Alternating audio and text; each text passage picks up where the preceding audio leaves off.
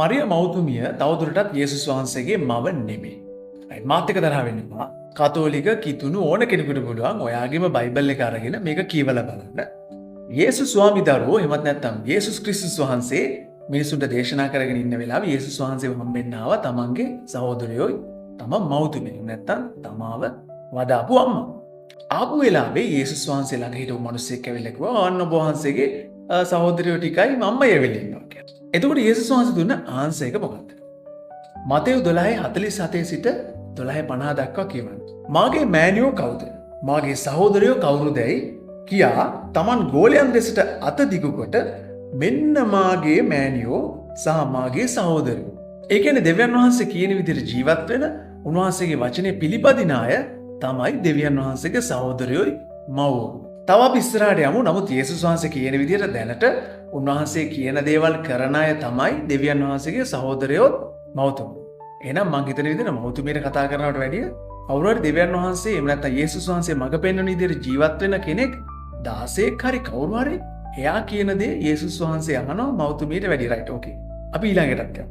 ඊළඟ පදේ තමයි යොහාන් 19 වෙනි පරිච්ඡේදයේ යේසුස් ක්‍රිස්තුස් වහන්සේ පෞකාරයන් එහෙම නැත්නම් ගැලවෙන්න බැරුව ඉන්න මිනිසුන්ට ගැලවීම දෙන පිණිස උන්වහන්සේ කුරුසේ පූජා වෙලා ඉන්නකොට යේසුස් වහන්සේ මෙන්න මෙහෙම දෙයක් කිව්වා. යොහාන් 19:26 එකල යේසුස් වහන්සේ තමන්ගේ මෑණියන්ද ළඟ සිටියා වූ තමන් විසින් ප්‍රේම කළා වූ ගෝලයාද දැක ස්ත්‍රිය මෙන්න නුඹේ පුත්‍රයායයි තමන් මෑණියන්ට කීසේක.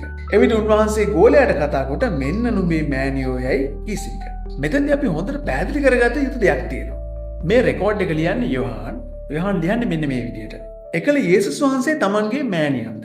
මේ ලියන්නේ යොහාන්. යොහාන්ට අයිතියක් නැහැ යේසුස් වහන්සේගේ මෑණියන්ට නිකන් ස්ත්‍රිය කියලා කියන්නේ. නමුත් දෙවියන් වහන්සේ කතා කරන්නේ කොහොමද? එහෙම නැත්නම් යේසුස් වහන්සේ කතා කරන්නේ ස්ත්‍රිය මෙන්න නුඹේ පුත්‍රයා. රයිට්? ඊට පස්සේ ගෝලයාට කියනවා මෙන්න නුඹේ මෑණියෝ. ඇත්තටම දැන් මෙතනදී යේසුස් වහන්සේ දැම්මම නිදහස් වෙලා ඉවරයි.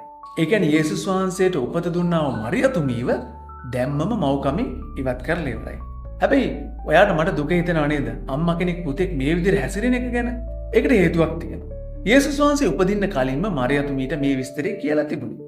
ඒ නිසා මරියතුමී වුණත් මේකට විරුද්ධ වෙන්නේ නැහැ. ඔයාලා විරුද්ධ වුණාට. ගාබ්‍රියල් දේවදූතයා මේ පිළිබඳ විස්තරය ඔක්කොම මරියතුමීට කිව්වට පස්සේ මරියතුමී මේකට එකඟ වුණා. අපි ලූක් 1:38 කියවුවොත් මරියාද බැලුව මැනව.